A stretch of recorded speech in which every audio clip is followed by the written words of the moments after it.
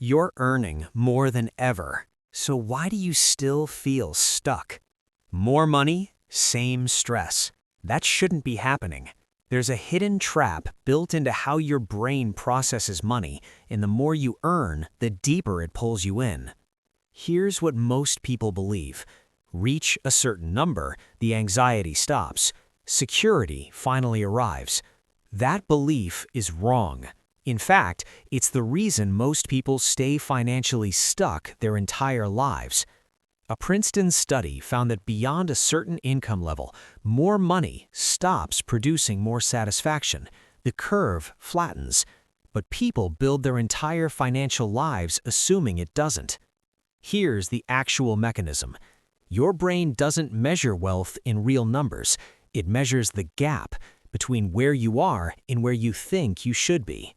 And that gap never closes, because the moment income rises, the benchmark rises faster. Sounds impossible? It gets worse. Your brain turns every upgrade into the new normal within weeks. New car, new baseline. Better apartment, new floor. The upgrade stops feeling like a gain. It becomes the minimum. Every raise you ever got, your brain quietly absorbed it and moved the finish line forward. Here's where it becomes dangerous. Meet Ali, earning $70,000. Salary arrives, and 5 days later, he can't tell where it went. 10 years pass, he's at 130, top 20% of earners in the US, UK, Canada, or Australia. Same stress, same tension, same feeling of not enough. Almost nothing saved. Not because he was reckless, because every raise got absorbed by a rising baseline before it could accumulate. And the most dangerous part? He thought this was normal.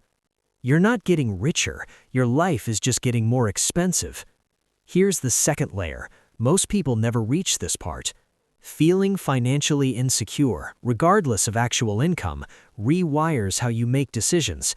You delay investing because next month feels urgent. You hold too much cash. You avoid long-term positions.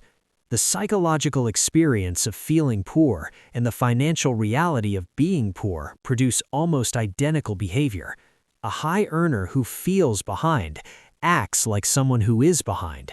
The feeling builds the outcome it fears. Every raise you made, your life became more expensive, not better.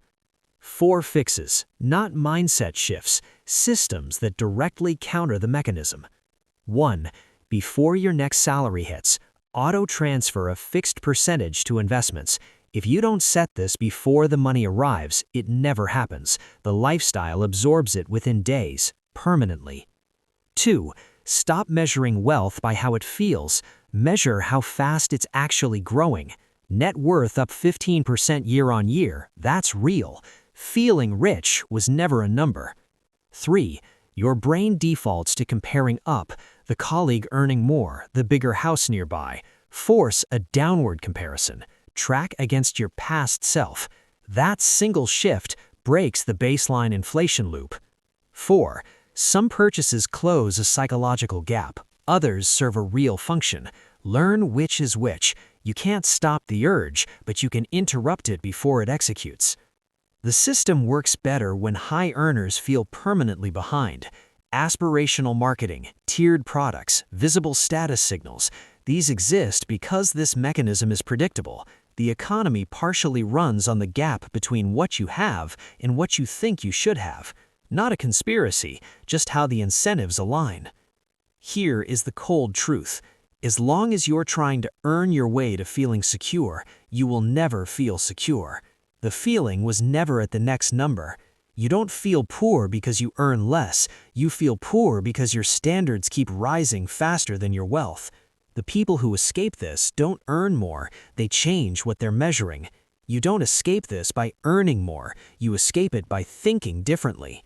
If your decisions are still being made by someone who feels broke, what exactly are those decisions building? Subscribe if you want to understand the system, because if you don't, you'll stay in this trap forever. This video is for educational purposes only.